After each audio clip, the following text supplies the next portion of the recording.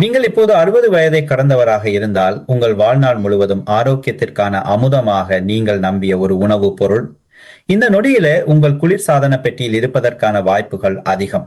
ஆனால் ஆச்சரியமளிக்கும் உண்மை என்னவென்றால், நீங்கள் தூங்கும் போது அது சத்தமில்லாமல் உங்கள் மூளையில் ஆபத்தை ஏற்படுத்தக்கூடும் என்பதுதான். நெஞ்சுவலி போன்ற எந்த முன்னறிவிப்போ எச்சரிக்கை அறிகுறியோ இருப்பதில்லை. ஒரு நாள் காலையில் கண் விழிக்கும் போது வார்த்தைகள் தடுமாறலாம், கையை தூக்க முடியாமல் போகலாம், அல்லது நடக்கும்போது தள்ளாட்டம் ஏற்படலாம். இலங்கை மற்றும் வெளிநாடுகளில் 30 ஆண்டுகளுக்கும் மேலாக இருதய ஆரோக்கியத்தில் பணியாற்றி வரும் டாக்டர் கயான் டி சில்வா, டாக்டர் கயன் டி சில்வா நான். எனது மருத்துவ பயணத்தில் இது போன்று பல நோயாளிகளை பார்த்திருக்கிறேன். ஆச்சரியமான விடயம் என்னவென்றால், இதற்கான காரணம் சிகரெட்டோ அல்லது துரித உணவுகளோ அல்ல, பார்வைக்கு தீங்கற்றதாக தோன்றும் காய்கறிகள் தான்.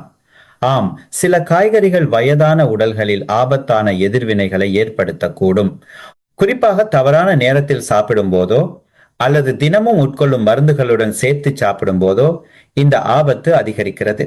காய்கறிகளும் தாவரங்களுமே ஆரோக்கியத்தின் திறவுகோல் என்றும் அவை கிட்டத்தட்ட மருந்துகளைப் போலவே செயல்படுகின்றன என்றும் நாம் பொதுவாக கற்றுக்கொள்கிறோம். ஆனால் முதியவர்களுக்கு சில காய்கறிகள் இருபக்கமும் கூர்மையான கத்தியாக மாறக்கூடும் என்ற அதிகம் பேசப்படாத ஒரு உண்மை உள்ளது. அவை மூளை இரத்த கசிவு அபாயத்தை அதிகரிக்கலாம், இரத்த கட்டிகளை உருவாக்கலாம், அல்லது இரத்த அழுத்தத்தை திடீரென உச்சத்திற்கு கொண்டு செல்லலாம். இன்றைய காணொளியில் மூளையை மறைமுகமாக பாதிக்கக்கூடிய 9 பொதுவான காய்கறிகளை பற்றி உங்களுக்கு தெரியப்படுத்துவதோடு, உங்களுக்கு பிடித்த உணவுகளை பாதுகாப்பாக அனுபவிக்கும் அதே வேளையில் அவை ஆபத்தாக மாறாமல் தடுப்பதற்கான புத்திசாலித்தனமான உணவு முறைகளையும் நான் வழிகாட்டப் போகிறேன். குறிப்பாக கடைசியாக அறிமுகப்படுத்தவிருக்கும் காய்கறியை பெரும்பாலான முதியவர்கள் ஒவ்வொரு வாரமும் சாப்பிடுகிறார்கள். அதுவே மிகவும் ஆபத்தானதாக அமையலாம். ஒவ்வொரு காய்கறியையும் எவ்வாறு சரியாகவும் ஆரோக்கியமாகவும் சாப்பிட வேண்டும், குறிப்பாக பக்கவாதம் ஏற்படும் அபாயத்தை எவ்வாறு அகற்றுவது என்பது குறித்து விரிவாக தெரிவிப்பேன். ஆரம்பிப்பதற்கு முன் நீங்கள் இன்னும் தினநலம் சேனலை சப்ஸ்கிரைப் செய்யவில்லை என்றால் சப்ஸ்கிரைப் பட்டனை அழுத்தி நோட்டிபிகேஷன் பெல்லை ஒன் செய்து வையுங்கள். அப்போதுதான் நடைமுறை ரீதியான ஆரோக்கிய ஆலோசனைகளை நீங்கள் தவறவிட மாட்டீர்கள். இந்த தகவல் பயனுள்ளதாக இருப்பதாக நீங்கள் நினைத்தால் கமெண்டில் என்ற எண்ணை பதிவிடுங்கள். இன்னும் இது தொடர்பில் உங்களுக்கு முழுமையான திருப்தி ஏற்படவில்லை என்றால் குல் என்ற எண்ணை பதிவிடுங்கள். இது அடுத்த முறை என்னை மேலும் மேம்படுத்திக் கொள்ள உதவும். இப்போது முதலாவது காய்கறியை பற்றி பார்ப்போம். நீங்கள் நம்புவீர்களா, அன்றாட உணவு மேசையிலே இருக்கும் காய்கறிகளில் இரத்த நாளங்களை மெல்ல மெல்ல கடினமாக்கி பக்கவாத அபாயத்தை அதிகரிக்கும் மறைமுக எதிரி ஒன்று உள்ளது. நான் சொல்வது பசலைக்கீரையை பற்றித்தான். வாழ்நாள் முழுவதும் காய்கறிகளை அதிகம் சாப்பிட்டால் ஆரோக்கியம் பெருகும் என்றும், அதிலும் இரும்புச்சத்து மற்றும் விட்டமின்கள் நிறைந்த பசலைக்கீரை மிகவும் நல்லது என்றும் நாம் கேள்விப்பட்டிருக்கிறோம். ஆனால் தவறான முறையில் சாப்பிட்டால் தீங்கற்றதாக தோன்றும். இந்த காய்கறி மூளை மற்றும் இதய ஆரோக்கியத்தை அச்சுறுத்தும் அமைதியான ஆபத்தாக மாறக்கூடும் என்பது பலருக்கும் தெரியாது. பசலைக்கீரையில் ஆக்சலேட் என்ற மூலப்பொருள் அதிக அளவில் உள்ளது. பொதுவாக இது பெரிய ஆபத்தை ஏற்படுத்தாத, ஆனால் எலும்புப்புரை நோயை தடுப்பதற்காக 60 வயதுக்கு மேற்பட்ட அநேகமானோர் உட்கொள்ளும் கல்சியம் அல்லது அதிக அளவிலான விட்டமின் டி மாத்திரைகளுடன் சேர்த்து உண்ணப்படும் போது ஆக்சலேட் கல்சியத்துடன் இணைந்து சிறிய படிகங்களை உருவாக்குகிறது. இந்த படிகங்கள் இரத்த நாளங்களில் குவியும் போது காலப்போக்கில் பாசி படிந்த நீர்க்குழாய் போல இரத்த நாளங்கள் தங்களது நெகிழ்வுத்தன்மையை இழக்கின்றன. இதன் விளைவாக இரத்த நாளங்களால் சுருங்கி விரிய முடியாமல் போய் இரத்த அழுத்தம் அதிகரித்து மூளைக்கு செல்லும் இரத்த குழாய் அடைப்பால் ஏற்படும் பக்கவாத அபாயமும் அதிகரிக்கிறது. கண்டியில் நான் சந்தித்த 70 வயது மதிக்கத்தக்க ஒரு நோயாளி இருந்தார். அவர் எலும்புப்புரை நோயை தடுப்பதற்காக தினமும் கல்சியம் மற்றும் விட்டமின் டி மாத்திரைகளை உட்கொண்டார். அதேவேளை காய்கறிகள் தான் சர்வரோக நிவாரணி என நம்பி கிட்டத்தட்ட தினமும் பசலைக்கீரையை சமைத்தோ அல்லது அவித்தோ சாப்பிட்டு வந்தார். இதன் விளைவாக சில ஆண்டுகளில் அவரது வயதுக்கு மீறிய வகையில் உயர் இரத்த அழுத்தமும் இரத்த நாளங்களின் கடினத்தன்மையும் மிக வேகமாக அதிகரித்து அவர் மருத்துவமனையில் அனுமதிக்கப்பட்டார். அவர் ஆரோக்கியமற்ற வாழ்க்கை முறையை பின்பற்றியதால் இது நிகழவில்லை. மாறாக காய்கறிகளை எவ்வளவு சாப்பிடுகிறோமோ அவ்வளவு நல்லது என்ற நம்பிக்கையினால் உணவுகளின் சேர்க்கையை அவர் கவனிக்க தவறியதே இதற்கு காரணமாகும். அப்படியானால் என்ன செய்வது? நீங்கள் பசலைக்கீரையை உணவிலிருந்து முற்றிலுமாக ஒதுக்க வேண்டியதில்லை. பிரச்சனை காய்கறியில் இல்லை, அதை சாப்பிடும் முறையில்தான் உள்ளது. பசலைக்கீரையை கொதிக்கும் நீரில் அவித்த பிறகு அந்த நீரை கொட்டிவிட்டால் அதிலுள்ள ஆக்சலேட்டின் அளவு கணிசமாக குறைந்துவிடும். அதைவிட முக்கியமானது, அதிக அளவிலான கல்சியம் அல்லது விட்டமின் டி உடன் சேர்த்து அதை சாப்பிடக்கூடாது. சில மணி நேர இடைவெளி விட்டு மிதமான அளவில் சாப்பிடுவதே சிறந்தது. இதன் மூலம் அதன் ஊட்டச்சத்து நன்மைகளை பெறுவதோடு இரத்த நாளங்களுக்கு ஏற்படும் ஆபத்தையும் தவிர்க்கலாம். இரண்டாவது, காய்கறி சூப்பர் போட் என்று போற்றப்படும். இது மூளை மற்றும் இரத்த நாளங்களின் ஆரோக்கியத்தில் இருபக்கமும் கூர்மையான கத்தியாக செயல்படக்கூடியது என்பது உங்களுக்கு தெரியுமா? நான் சொல்வது புரோக்கோலியை பற்றித்தான். மொறுமொறுப்பானதும் இனிப்பானதுமான இந்த பச்சை காய்கறி புற்றுநோயை தடுப்பதற்கும் முதுமையை தாமதப்படுத்துவதற்கும் நல்லது என்று பலரும் நம்புகிறார்கள். இருப்பினும் 60 வயதிற்கு பிறகு, குறிப்பாக இரத்தத்தை மெலிதாக்கும் மருந்துகளை உட்கொள்பவர்களுக்கு புரோக்கோலி நண்பனாகவும் அதே சமயம் எதிரியாகவும் மாறக்கூடும். புரோக்கோலியில் விட்டமின் கே அதிக அளவில் நிறைந்துள்ளது. பொதுவாக விட்டமின் கே என்பது இரத்த உறைதல் செயல்முறையை கட்டுப்படுத்த தேவையான ஒரு பொருளாகுமோ. இது காயம் ஏற்படும் போது நீண்ட நேரம் இரத்தம் கசிவதை தடுக்க உதவுகிறது. ஆனால் வார்பரின் போன்ற இரத்தத்தை மெலிதாக்கும் மருந்துகளை நீங்கள் உட்கொண்டால் விட்டமின் கே மிகவும் நுட்பமான ஒரு காரணியாக மாறிவிடுகிறது. புரோக்கோலியை அதிகமாக சாப்பிட்டால் இரத்தம் கெட்டியாகி எளிதில் இரத்த கட்டிகள் உருவாகி பக்கவாத அபாயம் அதிகரிக்கலாம். மாறாக திடீரென புரோக்கோலியை முற்றிலுமாக சாப்பிடுவதை நிறுத்தினால் இரத்தம் மிகவும் மெலிதாகி மூளைக்குள் இரத்த கசிவு ஏற்படலாம். யாழ்ப்பாணத்தில் வசிக்கும் 68 வயது நோயாளியொருவர் எனக்கு நினைவிருக்கிறது. இதய ஸ்டென்ட் சிகிச்சைக்கு பிறகு அவர் தினமும் இரத்தத்தை மெலிதாக்கும் மருந்தை உட்கொண்டார். ஆனால் அவரது உணவு பழக்கம் சீராக இருக்கவில்லை. சில வாரங்களில் அவர் தொடர்ந்து 3-4 முறை புரோக்கோலியை சாப்பிடுவார். சில வாரங்களில் அறவே சாப்பிட மாட்டார். இதன் விளைவாக அவரது இரத்த உறைதல் அளவான இன்ற தொடர்ந்து ஏற்ற இறக்கமாக இருந்தது. சில நேரங்களில் மிக அதிகமாகவும் சில நேரங்களில் மிக குறைவாகவும் காணப்பட்டது. ஒருமுறை இரத்தத்தின் அளவு கட்டுப்பாட்டை மீறி வீழ்ச்சி அடைந்ததால் அவர் அவசர சிகிச்சை பிரிவில் அனுமதிக்கப்பட வேண்டிய நிலை ஏற்பட்டது. மருந்தில் இருந்த பிரச்சனையால் இது நடக்கவில்லை. மாறாக அவரது சீரற்ற உணவு பழக்கத்தாலேயே இது ஏற்பட்டது. இதற்கான தீர்வு மிகவும் எளிமையானது. புரோக்கோலியை முற்றிலுமாக தவிர்க்க வேண்டிய அவசியமும் இல்லை. அதிகமாக சாப்பிட வேண்டிய அவசியமும் இல்லை. மிக முக்கியமானது சீரான தன்மையை பேணுவதாகும். ஒவ்வொரு வாரமும் நீங்கள் புரோக்கோலியை 2-3 முறை சாப்பிடுகிறீர்கள் என்றால் அந்த முறையை தொடர்ந்து பேண வேண்டும். ஒரு வாரம் அதிகமாகவும் மறுவாரம் குறைவாகவும் சாப்பிடும் வகையில் மாற்றக்கூடாது. அத்துடன் நீங்கள் இரத்தத்தை மெலிதாக்கும் மருந்துகளை உட்கொள்பவராக இருந்தால் உணவில் எந்த மாற்றங்களை செய்வதாயினும் உங்கள் மருத்துவரிடம் ஆலோசனை பெற மறக்காதீர்கள். மூன்றாவது, காய்கறி சாலட் செய்ய பயன்படும் லெட்டூஸ். லெட்டூஸ் சாலட் வயிறு சம்பந்தமான பிரச்சனைகளை இலகுவாக்குவதோடு இருதய ஆரோக்கியத்திற்கும் நல்லது என்று நாம் எப்போதும் நினைத்து வந்திருக்கிறோம். ஆனால் இரவில் சாப்பிடும் லெட்டூஸ் சாலட் இரவு நேரத்தில் இரத்தத்தை ஒட்டும் தன்மையுடையதாக மாற்றுவதற்கு ஒரு காரணமாக அமையலாம் என்பதை உங்களால் நம்ப முடிகிறதா? உண்மையில் இது போன்ற சம்பவங்கள் கணிசமாக நிகழ்கின்றன. லெட்டூஸின் மொறுமொறுப்பான குளுமையான சுவை காரணமாக பலரும் இதை சாலட்களில் சேர்த்து சுவைக்கின்றனர். சாதத்திற்கு பதிலாக இதை சாப்பிட்டால் நல்ல உறக்கம் வரும், உடல் எடை குறையும், இரத்த நாளங்களுக்கும் நல்லது என நினைக்கின்றனர். ஆனால் அதிகளவில் அறியப்படாத உண்மை என்னவென்றால் இந்த காய்கறி மிதமான சிறுநீர் பெருக்கி தன்மையை கொண்டுள்ளது. குறிப்பாக இரவு தூங்குவதற்கு முன் இதை சாப்பிட்டால் உடல் அதிகளவிலான நீரை வெளியேற்றும். இதன் விளைவாக இரவு நேரத்தில் உடலில் நீர்ச்சத்து குறைபாடு ஏற்பட வாய்ப்புள்ளது. நீர்ச்சத்து குறையும் போது இரத்தம் கெட்டியாகி இரத்த நாளங்களில் சீராக பாய்வது கடினமாகிறது. இது இரத்த கட்டிகள் உருவாவதற்கு உகந்த சூழலை உருவாக்குகிறது. எனது நோயாளிகளில் 82 வயதுடைய முதியவர் ஒருவர் இருந்தார். அவர் தனியாக வசித்ததால் இரவு உணவாக எப்போதும் எளிமையாக ஒரு தட்டு லெட்டூஸ் சாலட்டை மட்டுமே சாப்பிடுவார். இப்படி சாப்பிடுவது வசதியானது மற்றும் ஆரோக்கியமானது என்று அவர் நம்பினார். ஆனால் காலப்போக்கில் அவருக்கு இரவில் அடிக்கடி சிறுநீர் கழிக்க வேண்டிய நிலை ஏற்பட்டது. காலையில் எழுந்ததும் தலை சுற்றலும் உடல் சோர்வும் ஏற்படுவதாக கூறினார். பரிசோதனை முடிவுகளில் அவரது இரத்தத்தின் பகுத்தன்மை அதிகரித்திருந்ததோடு அவர் பக்கவாத அபாயத்தை எதிர்கொண்டிருந்தார்.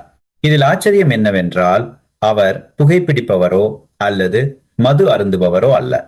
இந்த ஆபத்துக்கு காரணம் அவர் ஆரோக்கியமானது என நினைத்த அந்த தீங்கு விளைவிக்காத பழக்கமே ஆகும். அப்படியானால் என்ன செய்ய வேண்டும்? லெட்டூஸை முற்றிலுமாக நிறுத்த தேவையில்லை. பிரச்சனை அதை சாப்பிடும் நேரத்தில் தான் உள்ளது. மதிய உணவிலோ அல்லது மாலை வேளையிலோ இதை சாப்பிட்டால் உடல் அதை செரிமானம் செய்வதற்கும் நீர்ச்சத்தை ஈடு செய்வதற்கும் போதிய நேரம் கிடைப்பதால் எவ்வித தீங்கும் ஏற்படாது. ஆனால் இரவு வெகுநேரம் கழித்து உணவுக்கு பதிலாக இதை சாப்பிடுவதை முற்றிலுமாக தவிர்க்க வேண்டும். குறிப்பாக தூங்கச் செல்வதற்கு முன் மதுவுடன் சேர்த்து சாப்பிட்டால் அது மிகவும் ஆபத்தானதாகிவிடும். நாம் ஆரோக்கியமானது என்று நம்பும் விடயங்கள் சில குறிப்பிட்ட சூழ்நிலைகளில் மட்டுமே சரியானதாக இருக்கலாம். லெட்டூஸை சரியான நேரத்தில் சாப்பிட்டால் உடல் இலகுவாகவும் இரத்த நாளங்களின் செயற்பாடு சீராகவும் இருக்கும். ஆனால் தவறான நேரத்தில் சாப்பிட்டால் அது நீங்கள் தூங்கும் போது பக்கவாதத்தை தூண்டும் ஒரு காரணியாக மாறிவிடலாம். 4வது, காய்கறி பச்சை கேரட். மொறுமொறுப்பான இனிப்பான கேரட்டை எவ்வளவு சாப்பிட்டாலும் நல்லது என்று நினைப்பது எளிது. ஆனால் உண்மையில் அது இரவில் இரத்த அழுத்தத்தை உச்சத்திற்கு கொண்டு செல்லும் முக்கிய காரணியாக அமையக்கூடும். நம்புவது கடினமாக இருக்கலாம். ஆனால் 60 வயதுக்கு மேற்பட்ட நோயாளிகளிடம் நான் இதை பலமுறை பார்த்திருக்கிறேன். பச்சை கேரட்டில் அதிகளவு இயற்கை சர்க்கரை உள்ளது. மாலையில் குறிப்பாக தூங்கச் செல்வதற்கு முன் இதை சாப்பிடும் போது இரத்தத்தில் சர்க்கரையின் அளவு திடீரென அதிகரிக்கிறது. ஆனால் சில மணி நேரங்களில் இரத்த சர்க்கரை மீண்டும் சடுதியாக குறைவடைகிறது. இச்சந்தர்ப்பத்தில் உடல் இதை ஒரு அவசர நிலையாக கருதி அட்ரீனலின் அல்லது கார்டிசோல் போன்ற மன அழுத்த ஹார்மோன்களை உடனடியாக சுரந்து அபாய சிக்னலை அனுப்புகிறது. இதன் விளைவாக இதயம் வேகமாக துடிக்கிறது, இரத்த அழுத்தம் அதிகரிக்கிறது. நீங்கள் தூங்கும் போதே பக்கவாதத்திற்கான ஆபத்தும் சத்தம் இல்லாமல் நெருங்குகிறது. நான் 67 வயதுடைய நோயாளி ஒருவருக்கு சிகிச்சை அளித்திருக்கிறேன். நள்ளிரவில் டிவி பார்த்து கொண்டே சிற்றுண்டியை போல பச்சை கேரட்டை சாப்பிடும் பழக்கம் அவருக்கு இருந்தது. அது ஆரோக்கியமானது என்று நினைத்து அவர் அதை சுவைத்தார். ஆனால் சிறிது காலத்திலேயே நள்ளிரவில் இதயம் படபடப்பது, குளிர்ந்த உயர்வை, வெளியேறுவது போன்ற அறிகுறிகளுடன் அடிக்கடி விழிக்க தொடங்கினார். அவரை பரிசோதித்து பார்த்தபோது இரவு நேரங்களில் அவரது இரத்த அழுத்தமும் இதய துடிப்பும் சீரற்ற முறையில் ஏற்ற இறக்கமாக இருப்பது தெரிந்தது. இது தூங்குவதற்கு முன் பச்சை கேரட் சாப்பிட்ட பழக்கத்தின் நேரடி விளைவாகும். அப்படியானால் இதற்கான தீர்வு என்ன? கேரட்டை சாப்பிடுவதை அறவே நிறுத்த தேவையில்லை. உண்மையில் கேரட் நார்ச்சத்தும் விட்டமின்களும் நிறைந்த சிறந்ததொரு ஊட்டச்சத்து மூலமாகும். ஆனால் அதை சரியான முறையில் சாப்பிட வேண்டும். கேரட்டை சமைத்து சாப்பிட்டால் அதில் உள்ள சர்க்கரை உறிஞ்சப்படும் வேகம் குறைவடைகிறது. அதை சாப்பிடுவதற்கான சிறந்த நேரம் பகல் பொழுதாகும். பகல் வேளையில் உடல் போதுமான அளவு ஆற்றலை செலவிட முடியும் என்பதே இதற்கு காரணமாகும். இவ்வாறு செய்வதன் மூலம் கேரட்டின் நன்மைகளை பெறுவதோடு இரவில் அது இரத்த சர்க்கரையை சீர்குலைக்கும் பொறியாக மாறுவதையும் தடுக்கலாம். உண்மையில் எல்லா ஆரோக்கிய உணவுகளும் எந்நேரமும் எந்நிலையிலும் பொருத்தமானவை அல்ல. காலையில் சாப்பிடும் கேரட் ஆற்றலை அளிக்கிறது. ஆனால் இரவில் பச்சையாக சாப்பிடும் கேரட் இதயம் மற்றும் இரத்த நாளங்களுக்கு அழுத்தத்தை கொடுக்கலாம். இன்று நான் உங்களுடன் பகிர்ந்து கொள்ள விரும்பும் 5வது உணவு பொருள் பூண்டு உள்ளி. சற்றே நம்புவதற்கு கடினமாக இருந்தாலும் பூண்டு நமது சமையல் அறைகளில் பரவலாக பயன்படுத்தப்படும் ஒரு மசாலா பொருளாகும். ஆனால் இந்த பூண்டு இரத்த நாளங்களை பாதுகாக்கும் சர்வரோக நிவாரணியாகவும் இருக்கலாம். அதேவேளை உயிருக்கே உலை வைக்கும் இருபக்கமும் கூர்மையான கத்தியாகவும் மாறலாம். இது உங்களை பயமுறுத்துவதற்காக கூறப்படுவது போல் தோன்றலாம். ஆனால் தவறான முறையில் பூண்டு சாப்பிட்ட பழக்கத்தால் மருத்துவமனையில் அனுமதிக்கப்பட்ட பல நோயாளிகளை நான் பார்த்திருக்கிறேன். பூண்டில் அல்லிசின் என்ற விசேடமான மூலப்பொருள் உள்ளது. இது மிகவும் சக்தி வாய்ந்த இயற்கையான இரத்தத்தை மெலிதாக்கும் ஒரு பொருளாகும். பொதுவாக இது இரத்த கட்டிகள் உருவாவதை தடுத்து இருதய அமைப்பை பாதுகாக்க உதவுகிறது. ஆனால் நீங்கள் வார்வரின் போன்ற இரத்தத்தை மெலிதாக்கும் மருந்துகளை பயன்படுத்துபவராக இருந்தால் இந்த சேர்க்கை ஆபத்தானதாக மாறும். இரத்தம் மிகவும் மெலிதாகி மூளை அல்லது செரிமான குழாயின் இரத்த நாளங்களில் கசிவு ஏற்படலாம். இதன் விளைவாக மூளை இரத்த கசிவு அல்லது வயிற்று குழிக்குள்ளே இரத்த கசிவு ஏற்பட்டு உரிய நேரத்தில் கண்டறியப்படாவிட்டால் அது உயிராபத்தை விளைவிக்கலாம். நான் சந்தித்த 70 வயதுடைய நோயாளியொருவர் தினமும் பச்சை பூண்டு சாப்பிட்டால் இரத்தம் சுத்தமாகி இதய நோயை தடுக்கலாம் என உறுதியாக நம்பினார். ஆனால் இதய தமனி ஸ்டென்ட் சிகிச்சைக்கு பிறகு அவர் இரத்தத்தை மெலிதாக்கும் மருந்துகளை பயன்படுத்துகிறார் என்ற உண்மையை அவர் கவனிக்க தவறிவிட்டார்.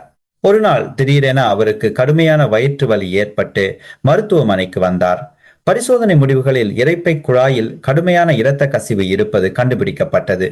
நல்ல வேளையாக சரியான நேரத்தில் கண்டறியப்பட்டதால் அவர் உயிர் பிழைத்தார். ஆனால் சற்று தாமதமாகியிருந்தால் அவரது உயிரே போயிருக்கலாம். இதில் பரிதாபகரமான விடயம் என்னவென்றால், தனது ஆரோக்கியத்துக்காகவே ஒரு நல்ல காரியத்தை செய்வதாக அவர் நம்பினார். ஆனால் அதுவே அவரை மரணத்தின் விளிம்பிற்கு தள்ளி கொண்டிருந்தது. இதற்கான தீர்வு என்ன? பூண்டை முற்றிலுமாக தவிர்க்க வேண்டியதில்லை. ஏனெனில் அது சந்தேகத்திற்கு இடமின்றி ஒரு மதிப்புமிக்க உணவுப் பொருளாகும். ஆனால் நினைவில் கொள்ள வேண்டிய விடயம் என்னவென்றால், அதை மிதமாக உட்கொள்ள வேண்டும், அளவுக்கு அதிகமாக பயன்படுத்தக்கூடாது. குறிப்பாக நீங்கள் இரத்தத்தை மெலிதாக்கும் மருந்துகளை பயன்படுத்துபவராக இருந்தால் கண்டிப்பாக மருத்துவரிடம் ஆலோசனை பெற வேண்டும். மருத்துவருடனான ஒரு சிறு உரையாடல் உங்களை அபாயகரமான சிக்கல்களில் இருந்து பாதுகாக்கும். 6வது உணவு வெங்காயம். கிட்டத்தட்ட அனைத்து சமையலறைகளிலும் இருக்கும் இந்த வெங்காயம் இருதய அமைப்பை பாதுகாக்கும். அதே வேளையில் இரவில் இரத்தத்தை உறையச் செய்யும் அபாயத்தையும் தன்னுள் கொண்டுள்ளது என்பது உங்களுக்கு தெரியுமா? இதை கேட்பதற்கு சற்று விசித்திரமாக இருக்கலாம், ஆனால் இது பல முதியவர்கள் அறியாத ஒரு உண்மையாகும். வெங்காயத்தில் குவெர்செடின் என்ற இயற்கை மூலப்பொருள் உள்ளது. இது இரத்த அழுத்தத்தை குறைக்கும் தன்மையை கொண்டிருப்பதால் உயர் இரத்த அழுத்தம் உள்ள பல முதியவர்களுக்கு இது மிகவும் சிறந்த ஒன்றாக தோன்றுகிறது. ஆனால் இரவு நேரத்தில் இரத்த அழுத்தம் மிக கணிசமாக குறைவடைந்தால் என்ன நடக்கும்? இரத்த ஓட்டத்தை பராமரிப்பதற்காக உடல் உடனடியாக இரத்த நாளங்களை வேகமாக சுருக்குகிறது. அந்த திடீர் சுருக்கமே இரத்த கட்டிகள் உருவாவதற்கான சூழ்நிலையை ஏற்படுத்துகிறது. பலர் தூங்கும் போது மறைமுகமாக பக்கவாத அபாயத்தை எதிர்கொள்வதற்கு இதுவே காரணமாகும். என் தாயாரும் முன்னர் வெளிநாட்டில் இருந்த போது வெங்காயத்தை மிகவும் விரும்பி சாப்பிடுவார். குறிப்பாக இரவு வெகுநேரம் கழித்து வெங்காயத்தை பச்சையாக சாப்பிடுவது இரத்தத்தை சுத்திகரித்து தமனி தடிப்பை தடுக்கும் என்று அவர் நம்பினார். ஆனால் என் தாயார் அடிக்கடி இப்படி சொல்வார்: இரவில் பாத்ரூம் செல்ல எழுந்தால் தலை சுற்றுகிறது. சில சமயம் மயக்கம் வந்து கீழே விழப்போனது கூட உண்டு. பரிசோதனை முடிவுகளின்படி எனது தாயின் இரவு நேர இரத்த அழுத்தம் மிகவும் குறைந்திருந்தது. அதன் பிறகு உடல் அனிச்சையாக இரத்த நாளங்களை சுருக்கியதால் அதில் கடுமையான ஏற்ற இறக்கங்கள் காணப்பட்டன. இதன் விளைவாக அவருக்கு இரத்த கட்டிகள் உருவாகும் அபாயம் கணிசமாக அதிகரித்திருந்தது. அப்படியானால் வெங்காயத்தை அறவே தவிர்த்துவிட வேண்டுமா, இல்லை என்பதுதான் பதில்.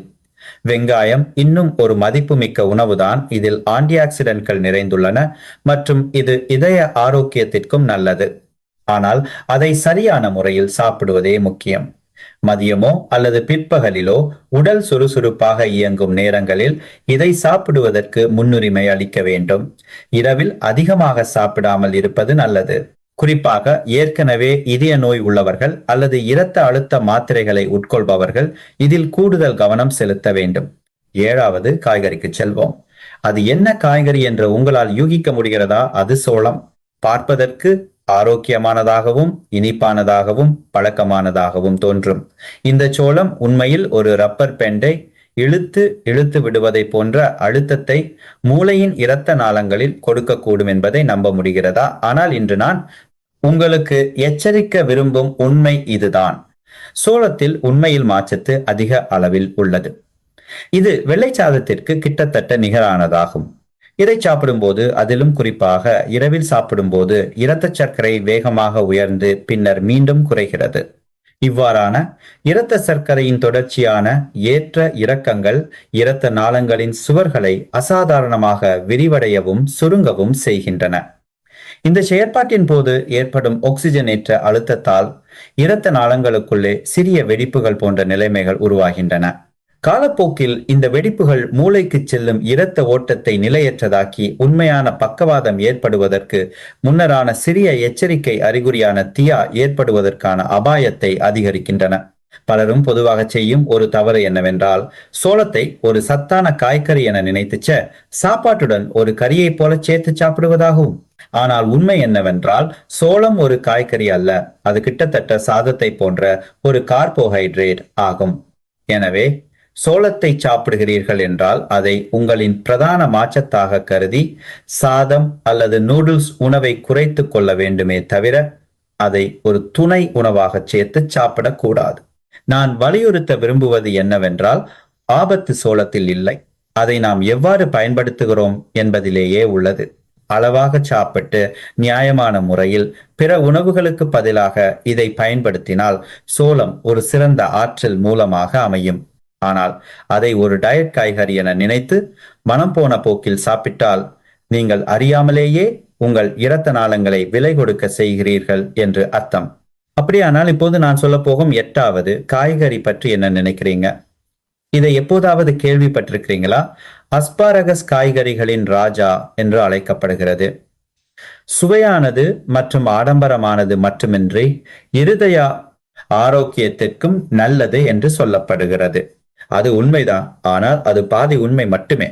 ஏனென்றால் உண்மையை சொல்வதென்றால் அஸ்பாரகஸை தவறான நேரத்தில் சாப்பிட்டால் அது நள்ளிரவில் மூளை இரத்த குழாய் அடைப்பிற்கு உதவும் ஒரு காரணியாக மாறிவிடலாம்.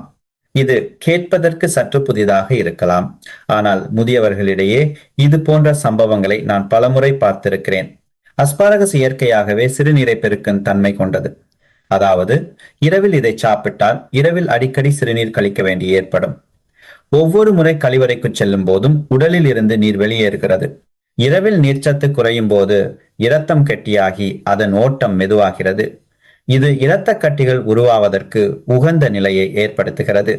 அந்த இரத்த கட்டி மூளைக்கு சென்றால் ஒரு கணத்தில் பக்கவாதமோ அல்லது உடலின் ஒரு பகுதி முடங்கி போகும் நிலைமையோ ஏற்படலாம். தினமும் இரவு அஸ்பாரகஸை அதிகமாக சாப்பிட்டால் இரவில் 3-4 முறை கழிவறைக்கு ஈழ வேண்டி வரும். அடுத்த நாள் காலையில் தலை சுற்றலும் சோர்வும் ஏற்படும். இது பக்கவாதம் பெரும்பாலும் ஏற்படும் நேரத்துடன் ஒத்துப்போகிறது. அதற்காக அஸ்பாரகஸை முற்றிலுமாக தவிர்க்க வேண்டும் என்று அர்த்தமல்ல. மாறாக அஸ்பாரகஸ் ஊட்டச்சத்து நிறைந்த ஒரு சிறந்த காய்கறியாகும். சரியான முறையில் சாப்பிட்டால் ஆரோக்கியத்திற்கு மிகவும் நல்லது. இங்கு முக்கியமான விடயம் நேரம். காலை அல்லது மதிய வேளையில இதை சாப்பிட வேண்டும். அத்துடன் இழந்த நீர்ச்சத்தை ஈடு செய்ய போதிய அளவு தண்ணீர் குடிக்க வேண்டும். அவ்வாறு செய்வதன் மூலம் ஆபத்தை தவிர்த்து அஸ்பாரகஸின் நன்மைகளை முழுமையாக பெறலாம். பாத்தீங்களா, அஸ்பாரகஸ் போன்ற மதிப்புமிக்க காய்கறிகள் கூட தவறான முறையில் சாப்பிட்டால் இருபக்கமும் கூர்மையான கத்தியாக மாறலாம். இப்போது நான் உங்களை கடைசி காய்கறிக்கு அழைத்து செல்ல விரும்புகிறேன். ஒருவேளை இலங்கையில் உள்ள அநேகமான வீடுகளில் வாரத்தில் சில நாட்களாவது உண்ணப்படும் காய்கறியாக இது இருக்கலாம். அதுதான் தக்காளி. ஆனால் அதிகம் அறியப்படாத உண்மை என்னவென்றால் தக்காளி மற்றும் அதன் வகையைச் சேர்ந்த காய்கறிகள் உண்மையான பக்கவாத அறிகுறிகளுடன் குழப்பிக் கொள்ளக்கூடிய அபாயகரமான எதிர்வினைகளை ஏற்படுத்தலாம் என்பதுதான். ஆச்சரியமாக இல்லையா? ஆம், இலங்கையில் அநேகமாக ஒவ்வொரு வீட்டின் குளிர்சாதன பெட்டியிலும் தக்காளி இருக்கும். காலையில் ஒரு கிளாஸ் தக்காளி ஜூஸ், மதிய உணவுக்கு சாலட் மற்றும் இரவில் ஏதேனும் ஒரு கறியிலோ அல்லது சுட்ட இறைச்சியிலோ சில தக்காளி துண்டுகளை சேர்த்துக் கொள்வதுண்டு. தக்காளி மற்றும் கத்தரிக்காய், மிளகாய், உருளைக்கிழங்கு போன்ற ஒரே குடும்பத்தைச் சேர்ந்த தாவரங்கள் நீண்ட காலமாக ஆரோக்கியத்திற்கான நல்ல நண்பர்களாக கருதப்பட்டு வருகின்றன. ஆனால் இன்று நான் உங்களிடம் வெளிப்படையாக சொல்ல விரும்புவது என்னவென்றால் பழக்கமான அந்த காய்கறிகளை கூட தவறான முறையில் சாப்பிட்டால் உடல் பக்கவாதத்தை போன்றதொரு நிலைக்கு தள்ளப்படலாம் என்பதுதான். இது உங்களுக்கு அதிர்ச்சியாக இருக்கலாம், ஆனால் எனது கிளினிக்கில் பலமுறை நான் எதிர்கொண்ட உண்மை இதுதான். தக்காளி மற்றும் அதை சார்ந்த காய்கறிகளில் ஹிஸ்டமைன், டைரமைன், சோலானின் போன்ற இயற்கை மூலப்பொருட்கள் உள்ளன. இளைஞர்களுக்கு இது பெரிய பிரச்சனையாக இருக்காது. ஆனால் வயதாகிய இரத்த நாளங்களின் நெகிழ்வுத்தன்மை குறைந்தவர்களுக்கு இந்த பொருட்கள் இரத்த நாளங்களை சுருக்கி வீக்கத்தை ஏற்படுத்தி எலக்ட்ரோலைட் சமநிலையின்மையை உருவாக்கலாம். இதன் விளைவாக தலைவலி, சோர்வு, தசை பிடிப்பு மற்றும் நாக்கு தடுமாறுதல் போன்ற அறிகுறிகள் கூட தோன்றலாம். இது உண்மையான பக்கவாதத்துடன் மிகவும் எளிதில் குழப்பிக் கொள்ளப்படக்கூடியதாகவும். கொழும்பில் வசிக்கும் 72 வயதுடைய திரு பெரேரா என்பவருக்கு நான் சிகிச்சை அளித்துள்ளேன். திடீரென ஏற்பட்ட பேச்சு தடுமாற்றம் மற்றும் தலைச்சுற்றல் காரணமாக இரத்த குழாய் அடைக்கப்பட்டு விட்டதாக எண்ணி அவர் அவசரமாக மருத்துவமனையில் அனுமதிக்கப்பட்டார். ஆனால் பரிசோதனை முடிவுகளில் நள்ளிரவில் 2 கிண்ணம் தக்காளி சாலட் மற்றும் பிரெஞ்சு பிரைஸ் ஆகியவற்றை தொடர்ந்து சாப்பிட்டதே இதற்கு காரணம் என கண்டறியப்பட்டது. இதற்காக தக்காளி அல்லது உருளைக்கிழங்கை உணவிலிருந்து முற்றிலுமாக ஒதுக்க வேண்டும் என்பது இதன் பொருள் அல்ல.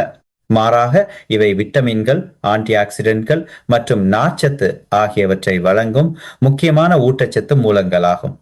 பிரச்சனை சாப்பிடும் முறையில்தான் உள்ளது. இதற்கான இரகசியம் சமைத்து அளவோடு சாப்பிடுவதும் ஒரே நேரத்தில் அதிகமாக சாப்பிடாமல் இருப்பதுமே ஆகும். குறிப்பாக உடல் அதிக உணர்திறனுடன் இருக்கும் இரவு நேரங்களில் கூடுதல் கவனம் செலுத்த வேண்டும். உதாரணமாக, மதிய வேளையில் ஒரு கிண்ணம் தக்காளி சூப் குடிப்பது மிகவும் நல்லது. ஆனால் இரவு 10 மணிக்கு ஒரு தட்டு நிறைய பச்சை தக்காளி சாலட் சாப்பிடுவது ஆபத்தானது. ஆரோக்கியத்தின் எதிரி எப்போதும் அறியாத இடங்களில் இருப்பதில்லை. சில நேரங்களில் நாம் பழகி போய் நம்பி சாப்பிடும் உணவுகளுக்குள்ளேயே அது மறைந்திருக்கும். சரியான உணவு முறையை தெரிந்து கொள்வதுதான் மூளை, இதயம் மற்றும் உங்களின் வாழ்நாளை பாதுகாப்பதற்கான உண்மையான திறவுகோலாகும். இதுவரை பார்த்த உங்களுக்கு பக்கவாத அபாயத்தை அதிகரிக்கக்கூடிய, ஆனால் நாம் அன்றாடம் சாப்பிடும் மிகவும் நெருக்கமான உணவுகளை பற்றி மேலும் சில விடயங்களை சொல்ல விரும்புகிறேன். 60 வயதை கடந்தவுடன் நம்மில் பலருக்கும் பாரம்பரிய உணவுகள் மிகவும் பழகி போயிருக்கும். காரமான ஊறுகாய் உடலை வெப்பமாக்கும் ஒரு கிளாஸ் அரக்கு மற்றும் மதிப்புமிக்க அமுக்கரா வரை. ஆனால் உண்மையை சொல்வதென்றால், பல காலங்களாக நம்முடன் ஒன்றிப்போன இந்த உணவுகளை கூட தவறான முறையில் உட்கொண்டால் அவை சத்தமில்லாமல் பக்கவாதம் மற்றும் இருதய நோய் அபாயத்தை அதிகரிக்கக்கூடும். இது கேட்பதற்கு நம்பகத்தன்மையற்றதாக தோன்றலாம். ஆனால் பல முதியவர்களுக்கு சிகிச்சை அளித்ததில் நான் தெளிவாக உறுதிப்படுத்திய உண்மை இதுவாகும். முதலில் அச்சார் மற்றும் பல்வேறு ஊறுகாய் வகைகளில் இருந்து ஆரம்பிப்போம். நண்பர்களே, இலங்கை உணவு என்றதும் முதலில் நினைவுக்கு வருவது சுவையான ஊறுகாயும் அச்சார் வகைகளும் தான்.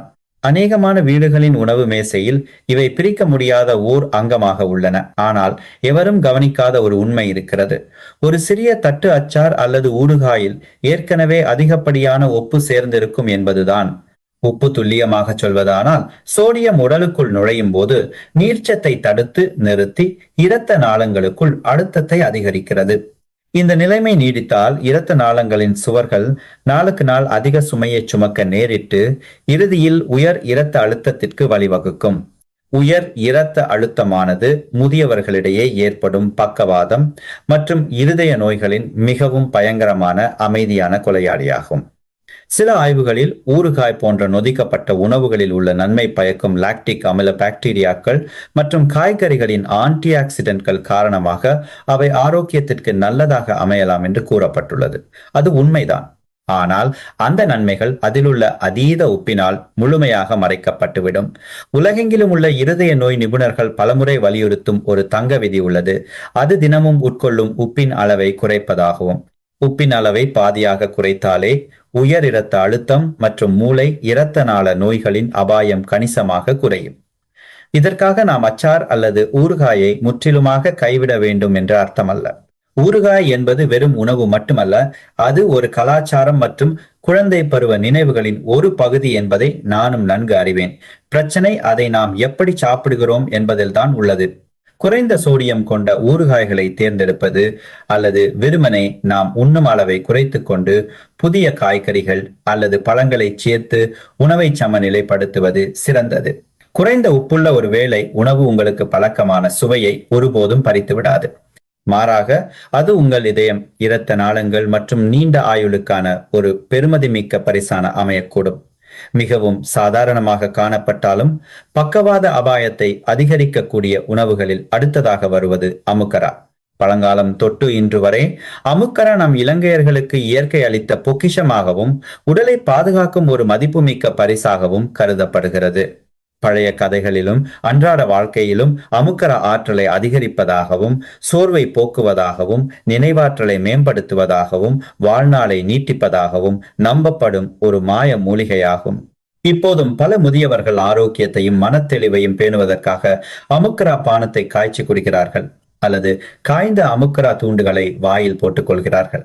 உண்மையில் அமுக்கரா இரத்த ஓட்டத்தை மேம்படுத்தவும், நோய் எதிர்ப்பு சக்தியை அதிகரிக்கவும், மன அழுத்தத்தை குறைக்கவும் உதவும் பல பயனுள்ள உயிரியல் ரீதியான செயற்பாட்டு பொருட்களை கொண்டுள்ளது. ஆனால் இந்த நன்மைகளுக்கு பின்னால் அதிகம் அறியப்படாத ஆபத்தான உண்மை ஒன்று மறைந்திருக்கிறது. அது என்னவென்றால், அமுக்கரா மேற்கத்திய மருந்துகளுடன், குறிப்பாக இரத்தத்தை மெலிதாக்கும் மருந்துகளுடன் ஆபத்தான எதிர்வினைகளை ஏற்படுத்தலாம் என்பதுதான்.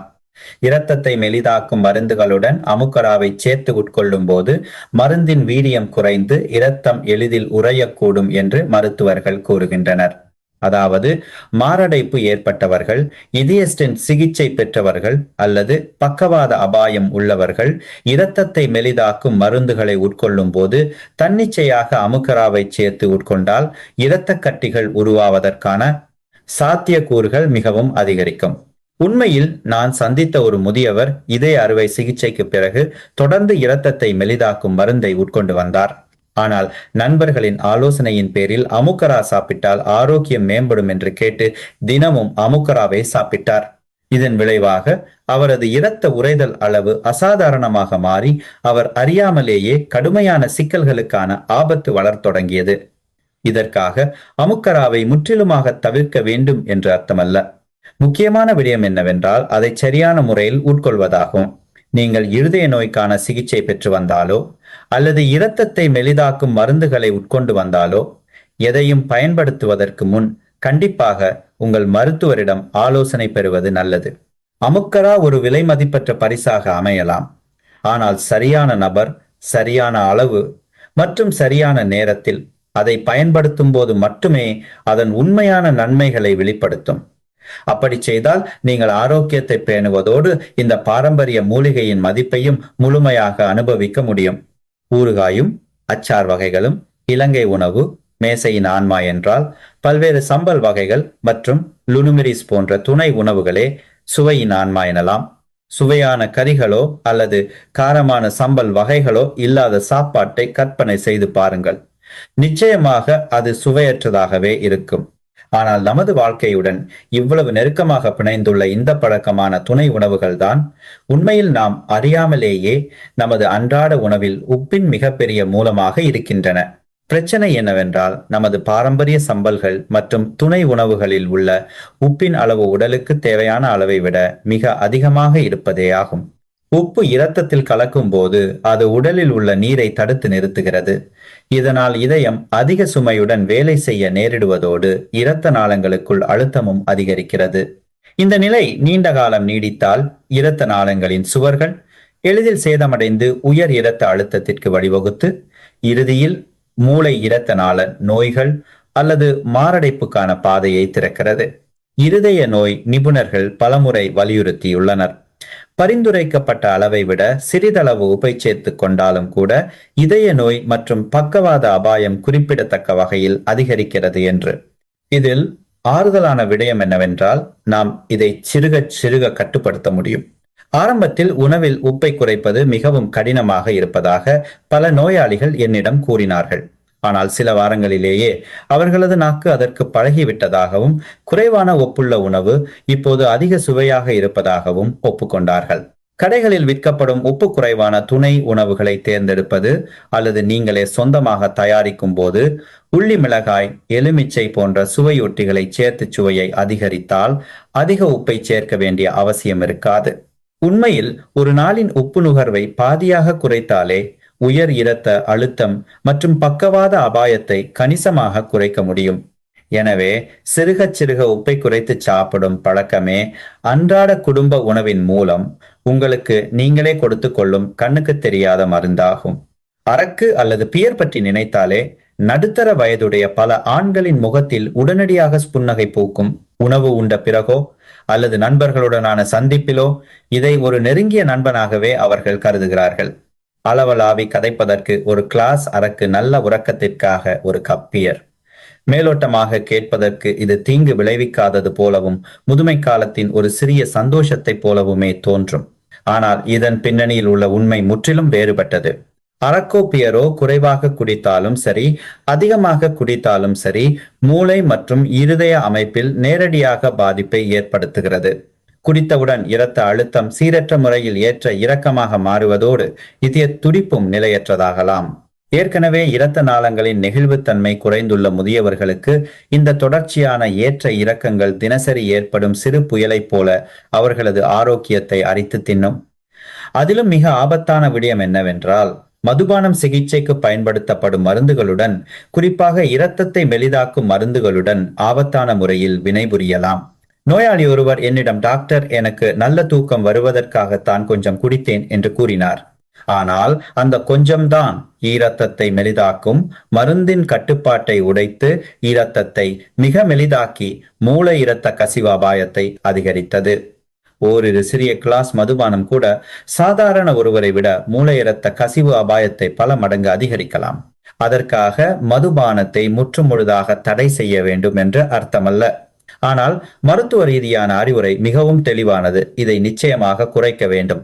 கட்டாயம் குடிக்க வேண்டும் என்றால் பாதுகாப்பான அளவுக்குள் மட்டுமே குடிக்க வேண்டும். குறிப்பாக விசேட சிகிச்சைக்கான மருந்துகளை உட்கொள்ளும் போது கட்டாயம் குடிக்க கூடாது என்பதோடு மருத்துவரிடம் ஆலோசனை பெறுவது நல்லது. மருந்து விடாதீர்கள். நண்பர்களுடனான சந்திப்பில் கிடைக்கும் மகிழ்ச்சியை மது கோப்பைகளில் அல்ல, உரையாடலிலும் சிரிப்பிலுமே முழுமையாக கண்டுகொள்ள முடியும். உங்களின் ஆரோக்கியமும் நீண்ட ஆயுளுமே எந்த மதுபானமும் ஈடு செய்ய முடியாத மிகச்சிறந்த மது கோப்பையாகும். நண்பர்களே, நீங்கள் பார்த்தது போல இலங்கையர்களின் அன்றாட உணவு மற்றும் பானங்கள் எல்லாம் எப்போதும் ஆபத்தற்றவை அல்ல. நாம் எதை சாப்பிடுகிறோம் என்பது முக்கியமல்ல, அதை எவ்வாறு உட்கொள்கிறோம் என்பதே முக்கியமானது. உபை குறைப்பது, அமுக்கரா போன்ற மூலிகைகளில் கவனமாக இருப்பது, காரம் மற்றும் மசாலா பொருட்களை கட்டுப்படுத்துவது மற்றும் மதுபானங்களை தவிர்ப்பது, இவையே உங்கள் இதய, மூளை மற்றும் ஆயுளை பாதுகாப்பதற்கான எளிமையான ஆனால் மிக முக்கியமான முதல் படியாகும். நண்பர்களே, இதுவரை நான் கூறிய பல எச்சரிக்கைகளையும் பார்ப்பதற்கு தீங்கற்றதாக தோன்றினாலும் உண்மையில் இதயம் மற்றும் மூளை இரத்த நாளங்களுக்கு தீங்கு விளைவிக்கக்கூடிய உணவுகள் பற்றிய கதைகளையும் கேட்ட பிறகு உங்களுக்கு ஒரு சந்தேகம் எழுந்திருக்கலாம். அப்படியானால் ஆரோக்கியத்தை பாதுகாத்து நிம்மதியாக இருப்பதோடு அன்றாட சாப்பாட்டின் சுவையையும் இழக்காமல் எப்படி சாப்பிடுவது? இந்த கேள்விக்காகத்தான் நான் உங்களுக்கு ஒரு விசேட பரிசை வழங்க விரும்புகிறேன். அதுதான் 40 வயதிற்கு பிறகு எவரும் பின்பற்றக்கூடிய 4 புத்திசாலித்தனமான உணவு பழக்கங்கள். இது கடுமையான டயட்டோ அல்லது பின்பற்ற கடினமான கட்டுப்பாடுகளோ அல்ல. வாழ்க்கையின் சுவையை அனுபவிக்கும் அதே வேளையில் உங்கள் இதயம், இரத்த நாளங்கள் மற்றும் ஆயுளை பாதுகாப்பதற்கான எளிமையான ஆனால் மிகவும் நடைமுறைக்கு ஏற்ற ஒரு வழிகாட்டியாகும். முதல் இரகசியம், நாளின் நேரத்திற்கு ஏற்ற புத்திசாலித்தனமான உணவு மேசை. உங்கள் உணவை உடலின் உயிரியல் கடிகாரமாக கற்பனை செய்து பாருங்கள். நாளின் ஒவ்வொரு நேரத்திலும் உடலுக்கு வெவ்வேறு எரிபொருட்கள் தேவைப்படுகின்றன. காலை மற்றும் மதிய வேளைகளில் வேலை செய்யவும், நகரவும், நடக்கவும், நண்பர்களுடன் உரையாடவும் என சுறுசுறுப்பான செயற்பாடுகளுக்கு ஆற்றல் தேவை. எனவே இந்த நேரங்களில் சத்தான மற்றும் சமநிலையான உணவு அவசியம். தவிட்டு அரிசி, இனிப்பு, கிழங்கு, முழு தானியங்கள் போன்ற கார்போஹைட்ரேட்டுகளுக்கு முன்னுரிமை கொடுங்கள். இவை நீண்ட நேரத்துக்கு தேவையான ஆற்றலை தருவதோடு இரத்த சர்க்கரை அளவை சீராக்கி திடீர் ஏற்ற இறக்கங்களை தடுக்கின்றன. இவற்றுடன் மெலிந்த இறைச்சி, மீன், சோயா போன்ற ஆரோக்கியமான புரதங்களை சேர்த்து கொண்டால் தசைகள் உறுதியாகும், மூளை சுறுசுறுப்பாகும். அத்துடன் நார்ச்சத்து நிறைந்த காய்கறிகளை மறந்து விடாதீர்கள். நார்ச்சத்து இரத்த சர்க்கரை மெதுவாக உறிஞ்சப்படுவதை உறுதி செய்யும். காவலாளியாக செயல்பட்டு சாப்பிட்ட பிறகு ஏற்படும் திடீர் சோர்வை தடுக்கிறது. ஆனால் மாலை நேரமாகும் போது நாள் முடிவடைந்து வயிறு ஓய்வு பெற தயாராகிறது. அப்போது வேகத்தை குறைக்க வேண்டிய நேரம். சிறந்த இரவு உணவு என்பது பகல் உணவை விட இலகுவாகவும் அளவு குறைவாகவும் இருக்க வேண்டும். குறிப்பாக இரவில் இரத்த அழுத்தம் உயர்வதை தடுக்க உபை குறைத்துக் கொள்ள வேண்டும். முக்கியமாக தவிர்க்க வேண்டியவை அச்சார் மற்றும் ஊறுகாய் வகைகள், அஸ்பாரகஸ் போன்ற சிறுநீர் பெருக்கி, காய்கறிகள் மற்றும் வெள்ளை சாதம், கேக் குளிர்பானங்கள் போன்ற விரைவாக உறிஞ்சப்படும் சர்க்கரை அதிகமுள்ள உணவுகள். இந்த உணவுகள் இரவில் உடலின் நீர்ச்சத்தை உறிஞ்சிவிடும் அல்லது இதயத்தை அதிக வேலை செய்ய தூண்டும் அல்லது இரத்த சர்க்கரை அளவை சீரற்ற முறையில் ஏற்ற இறக்கத்திற்கு உள்ளாக்கும். மாறாக இலகுவான இரவு உணவானது நல்ல உறக்கத்திற்கு உதவுவதோடு இரவு முழுவதும் இரத்த அழுத்தத்தை சீராக்கி இதயம் மற்றும் மூளை இரத்த நாளங்களுக்கு ஏற்படும் சுமையை குறைக்கிறது. இரண்டாவது, இரகசியம் உணவு மற்றும் மருந்துகளுக்கு இடையிலான தொடர்பை புரிந்து கொள்வது கட்டாயமாகும். குறிப்பாக 60 வயதை கடந்த தினமும் மருந்து உட்கொள்ள வேண்டியவர்களுக்கு இது உயிரை காக்கும் அளவுக்கு முக்கியமான அறிவாகும். பல இருதய மருந்துகள், இரத்தத்தை மெலிதாக்கும் மருந்துகள் அல்லது இரத்த அழுத்த மாத்திரைகள் அன்றாட உணவுகளுடன் மோதலை ஏற்படுத்தலாம். இதை சரியாக புரிந்து கொள்ளாவிட்டால் சத்தான உணவு என நாம் நம்பும் ஒன்றே சிகிச்சையின் வீரியத்தை குறைக்கலாம் அல்லது ஆபத்தான சிக்கல்களை ஏற்படுத்தும் தடங்களாக மாறலாம். இதற்கு சிறந்த உதாரணம் வார்ஃபரின் போன்ற இரத்தத்தை மெலிதாக்கும் மருந்துகளாகும். இந்த மருந்தை உட்கொள்ளும் போது விட்டமின் கே நிறைந்த பசலைக்கீரை, புரோக்கோலி போன்ற காய்கறிகளை அறவே தவிர்க்க வேண்டும் என்று பலரும் நினைக்கிறார்கள். ஆனால் உண்மை அப்படியல்ல. பிரச்சனை சாப்பிடுகிறோமா இல்லையா என்பதிலே இல்லை, அதன் சீரான தன்மையில்தான் உள்ளது. இன்று அதிகமாக சாப்பிட்டு நாளை அறவே சாப்பிடாமல் விட்டால் இரத்த உறைதல் அளவு சீரற்ற முறையில் மாறி இரத்த கட்டிகள் உருவாகும் அல்லது இரத்த கசிவு ஏற்படும் அபாயம் அதிகரிக்கும். எனவே இதற்கான தங்க விதி தொடர்ந்து சீரான அளவில் சாப்பிடுவதும், உணவு முறையை நிலையாக பேணுவதும், மருத்துவரின் அறிவுரைப்படி முறையாக பரிசோதனை செய்து இரத்த உறைதல் அளவை கண்காணிப்பதுமாகும். மற்றொரு உதாரணமாக ஆஸ்பிரின் அல்லது குளோபிடோக்ரல் போன்ற இரத்தத்தை மெலிதாக்கும் மருந்துகளை உட்கொள்ளும் போது அதே நேரத்தில் அதிக அளவில் பச்சை உள்ளி சாப்பிட்டாலோ அல்லது பூண்டு சப்ளிமெண்ட்களை சேர்த்து உட்கொண்டாலோ இரத்தம் மிக மெலிதாகி வயிற்றில் இரத்த கசிவு அல்லது மூளை இரத்த கசிவு ஏற்படலாம். இத்தகைய சம்பவங்கள் பெரும்பாலும் எந்தவித முன்னறிவிப்புமின்றியே சத்தமில்லாமல் நிகழ்கின்றன. எனவே உங்கள் உணவு பழக்கத்தையும் மருத்துவ குறிப்பின் ஒரு பகுதியாகவே கருதுமாறு நான் உங்களை கேட்டுக்கொள்கிறேன். உங்கள் உணவில் மாற்றம் செய்வதற்கு முன்போ அல்லது புதிய சப்ளிமெண்ட்கள் அல்லது மூலிகை மருந்துகளை சேர்ப்பதற்கு முன்போ கண்டிப்பாக உங்கள் மருத்துவரிடம் ஆலோசனை பெறுங்கள். இந்த வழிகாட்டியை சரியாக புரிந்து கொண்டாலே ஒவ்வொரு மருந்தும் அதன் முழுமையான பலனை அளிப்பதையும், ஒவ்வொரு வேளை உணவும் ஆரோக்கியத்தின் தோழனாக மாறுவதையும், அது ஒருபோதும் ஆபத்தானதாக மாறாமல் இருப்பதையும் நீங்கள் உறுதி செய்ய முடியும். மூன்றாவது, இரகசியம் நீர் மற்றும் உப்பின் கடிகாரம். இது எளிமையாக தோன்றினாலும் நமது ஆயுள் மற்றும் இருதய ஆரோக்கியத்தில் நேரடியாக செல்வாக்கு செலுத்தும் ஒரு காரணியாகும். நமது உடலுக்கு தண்ணீர் தேவை, ஆனால் அதிகமாக குடிப்பதால் எல்லாமே நல்லது என்று அர்த்தமல்ல. மிக முக்கியமானது என்னவென்றால் சரியான நேரத்தில் சரியான முறையில் தண்ணீரை குடிப்பதாகும். பகல் நேரங்களில் நாம் சுறுசுறுப்பாக இயங்கும் போது வியர்வை மற்றும் சுவாசம் மூலம் நீர்ச்சத்தை இழக்கிறோம். எனவே இரத்த ஓட்டத்தை சீராக்கவும், இரத்தம் தடையின்றி பாயவும் சீரான இடைவெளிகளில் தண்ணீர் குடித்து நீர்ச்சத்தை ஈடு செய்ய வேண்டும். ஆனால் இரவில் குறிப்பாக தூங்கச் செல்வதற்கு முன் தாகத்தை தீர்க்கும் அளவுக்கு ஒரு சிறிய கோப்பையில் மட்டுமே தண்ணீர் குடித்து இரவு முழுவதும் நீர்ச்சத்து குறைபாட்டை தடுப்பது நல்லது. இச்சமயத்தில் அதிக தண்ணீர் குடித்தால் அடிக்கடி சிறுநீர் கழிக்க வேண்டி ஏற்பட்டு உறக்கம் கெடுவதோடு இதயம் மற்றும் சிறுநீரகங்கள் அதிக வேலைப்பளுவுக்கு உள்ளாகும். உப்பை பொறுத்தவரை கூடுதல் கவனம் செலுத்த வேண்டும். பலரும் கவனிக்க தவறும் அமைதியான கொலையாளி இதுதான். நாமெல்லாம் கறிகள், அச்சார், பல்வேறு சம்பல் வகைகளின் உவர்ப்பு சுவைக்கு பழகிவிட்டோம். ஆனால் அந்த சுவைக்கு பின்னால் மிகப்பெரிய அளவிலான உப்பு மறைந்திருக்கிறது. உடலில் அதிக உப்பு சேர்ந்தால் இரத்த அழுத்தம் அதிகரிக்கும். இரத்த நாள சுவர்கள் அதிகமாக ஊதப்பட்ட பலூனை போல விரிவடைந்து காலப்போக்கில் அவற்றின் நெகிழ்வுத்தன்மையை இழந்து எளிதில் பாதிக்கப்பட்டு இறுதியில் மூளை இரத்த நாள நோய்களுக்கு வழிவகுக்கலாம்.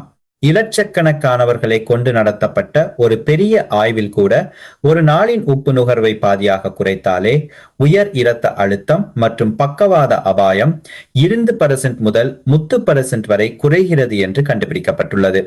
நல்லவேளையாக மனிதனின் சுவை நரம்புகள் எதற்கும் பழகிக்கொள்ளும் தன்மை கொண்டவர். இன்றிலிருந்து சிறிது உப்பை குறைத்து சாப்பிட்டாலும் சில வாரங்களிலேயே நாக்கு அந்த சுவைக்கு பழகிவிடும்.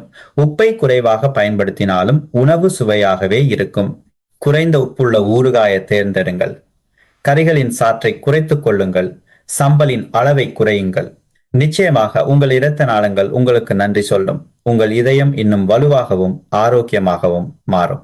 இறுதி மற்றும் மிக முக்கியமான இரகசியம், உங்களுக்கு நீங்களே முதல் மருத்துவர் என்பதுதான். ஒருவரின் உடலை பற்றி அவரை விட நன்றாக அறிந்தவர் எவருமில்லை. தொடர்ந்து உடலை கண்காணிக்கும் பழக்கமே ஆபத்து நேருவதற்கு முன்பே அசாதாரணங்களை முன்கூட்டியே கண்டறியும் திறவுகோலாகும். முதலில் இரத்த அழுத்தத்தை அளவிடுவதிலிருந்து தொடங்குங்கள். காலையில் எழுந்தவுடனும் இரவில் தூங்குவதற்கு முன்பும் என ஒரு நாளைக்கு குறைந்தது 2 முறையாவது இரத்த அழுத்தத்தை அளவிட வேண்டும். உடற்பயிற்சி செய்தவுடனோ அல்லது சாப்பிட்டவுடனோ அளவிடாமல் சற்று நேரம் அமர்ந்து ஓய்வெடுத்த பிறகு அளவிடுவதே சிறந்தது. பலருக்கும் தெரியாத ஒரு சிறிய குறிப்பு ஒன்று உள்ளது. அமர்ந்தபடி இரத்த அழுத்தத்தை அளவிட்ட பிறகு எழுந்து நின்று 1 முதல் 3 நிமிடங்களுக்கு பிறகு மீண்டும் அளவிட்டு பாருங்கள். இரத்த அழுத்தம் மிக வேகமாக வீழ்ச்சி அடைந்தால் அது நிமிர்வு நிலை குறைந்த இரத்த அழுத்தமாக இருக்கலாம். இது தலை சுற்றல், கீழே விழுதல் மற்றும் பக்கவாதத்தை கூட ஏற்படுத்தக்கூடிய ஓர் ஆபத்தான நிலையாகும். வார்பரின் போன்ற இரத்தத்தை மெலிதாக்கும் மருந்துகளை உட்கொள்பவர்கள் குறிப்பிட்ட கால அட்டவணைப்படி இரத்த உறைதல் அளவை கண்டிப்பாக சரிபார்க்க வேண்டும். ஆனால் அதைவிட முக்கியமானது உணவு முறையில் செய்யும் மாற்றங்களை கண்டிப்பாக குறித்து வைப்பதாகும். குறிப்பாக விட்டமின் கே நிறைந்த காய்கறிகளை உட்கொள்ளும் போது உணவு மாற்றங்களை ஒரு குறிப்பேட்டில் எழுதி வைத்தால் மருந்துகள் உச்சபட்சமாக செயல்பட்டு இரத்த கட்டிகளில் இருந்து இரத்த நாளங்களை பாதுகாக்க உதவும். நீரிழிவு நோய் உள்ளவர்கள் மருந்தை மட்டுமே நம்பி இருக்காமல் உங்களுக்கு என சிறிய சுய பரிசோதனைகளை செய்து பார்க்குமாறு பரிந்துரைக்கிறேன். உணவு நேரங்களை மாற்றி அமைத்து பாருங்கள். சாப்பிடுவதற்கு முன்பும் பின்பும் உள்ள இரத்த சர்க்கரை அளவை குறித்து வையுங்கள். அப்போதுதான் உங்கள் உடல் எவ்வாறு எதிர்வினையாற்றுகிறது என்பதை உங்களால் அறிந்து கொள்ள முடியும். அதன் மூலம் உங்களுக்கு மிகவும் பொருத்தமான உணவு பழக்கத்தை கண்டறியலாம். இத்தகைய சிறிய செயற்பாடுகளை உங்களின் ஆரோக்கியத்தை பாதுகாக்கும் உறுதியான கேடயமாக செயற்பட்டு வாழ்நாளை நீட்டித்து குடும்பத்துடன் நிம்மதியான வாழ்க்கையை வாழச் செய்யும். உங்கள் உடலை கவனிப்பதற்கும் அதன் மொழியை புரிந்து கொள்வதற்கும் நீங்கள் கற்றுக்கொண்டால் உங்களுக்கு நீங்களே மிகச் சிறந்த பரிசை வழங்கிவிட்டீர்கள் என்று நான் நம்புகிறேன். அதுதான் உங்கள் ஆரோக்கியத்தின் மீதான முழு கட்டுப்பாடு. நான் நம்புகிறேன் நீங்கள் 40 வயதிற்கு பிறகு இந்த 4 புத்திசாலித்தனமான உணவு பழக்கங்களை பின்பற்றினால் ஒவ்வொரு வேளை உணவும் வெறும் வயிற்றை நிரப்புவதற்கானது அல்ல, மாறாக உங்கள் இதயம் மற்றும் மூளையை பாதுகாத்து ஒரு மனிதராக உங்கள் ஆற்றலையும் பேணி காக்கும் ஒரு மருந்தாக அமையும் என்று. அப்படி செய்தால் நீங்கள் நீண்ட ஆயுளுடன் ஆரோக்கியமாக உங்கள் குடும்பத்துடன் மகிழ்ச்சியான வாழ்க்கையை வாழ்வீர்கள். நாம் ஏற்கனவே ஒரு நீண்ட பயணத்தை ஒன்றாக கடந்து வந்துள்ளோம். அன்றாட உணவு மேசையில் உள்ள காய்கறிகளில் ஆரம்பித்து இலங்கையின் பாரம்பரிய உணவுகள் மற்றும் மூலிகைகள் வரை பார்த்திருக்கிறோம். இப்போது நான் முக்கியமாக வலியுறுத்த விரும்பும் ஒரு விடயம், இதுதான் இரகசியம் என்பது உணவை முற்றிலுமாக தடை செய்வதிலோ அல்லது நிபந்தனையின்றி அனுமதிப்பதிலோ இல்லை. மாறாக அது மிதமான உணவு, சரியான நேரம் மற்றும் சரியான சூழ்நிலைகளில் அமைந்திருக்கிறது. சமநிலையே உங்கள் இதயத்தை பாதுகாத்து இரத்த நாளங்களை சீராக இயங்கச் செய்து ஆரோக்கியத்தையும் சுறுசுறுப்பையும் நீண்ட காலம் பேணுவதற்கான திறவுகோலாகும். ஊறுகாயையோ பூண்டையோ அல்லது நண்பர்களுடனான இனிமையான ஒரு கிளாஸ் மதுபானத்தையோ முற்றிலுமாக விட்டுவிடுங்கள் என்று நான் உங்களிடம் கூறவில்லை. மாறாக உங்கள் உடலை புரிந்து கொண்டு அவற்றை உட்கொள்ளும் போது ஏற்படக்கூடிய விளைவுகளை நன்கு அறிந்து புத்திசாலித்தனமாக சமநிலைப்படுத்துங்கள். அப்போதுதான் உணவு ஆரோக்கியத்தை வளர்க்கும் மருந்தாக மாறுமே தவிர கண்ணுக்கு தெரியாத எதிரியாக மாறாது. மிதமாக சாப்பிட்டு ஆரோக்கியமான வாழ்க்கை முறையை பின்பற்றுபவர்கள் நீண்ட ஆயுளையும் மிகச் சிறந்த வாழ்க்கை திறனையும் கொண்டிருக்கிறார்கள் என்பது அறிவியல் ரீதியாக ஏற்கனவே நிரூபிக்கப்பட்டுள்ளது.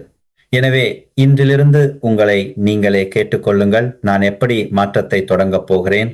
குடும்பத்துடன் மேலும் ஆரோக்கியமாக, மேலும் நீண்ட காலம், மேலும் மகிழ்ச்சியாக வாழ்வதற்காக. எனது உரை உங்களுக்கு பயனுள்ளதாக அமைந்தால் கருத்து பெட்டியில் ஒரு சிறிய செய்தியை அல்லது உங்கள் எண்ணங்களை பகிர்ந்து கொள்ளுங்கள். உங்களின் சிறிய பின்னூட்டங்களே நான் தொடர்ந்து உண்மையான அறிவியல் பூர்வமான நடைமுறை வாழ்க்கையோடு ஒன்றிய அறிவை உங்களுக்கு வழங்குவதற்கான ஊக்கமாக அமையும்.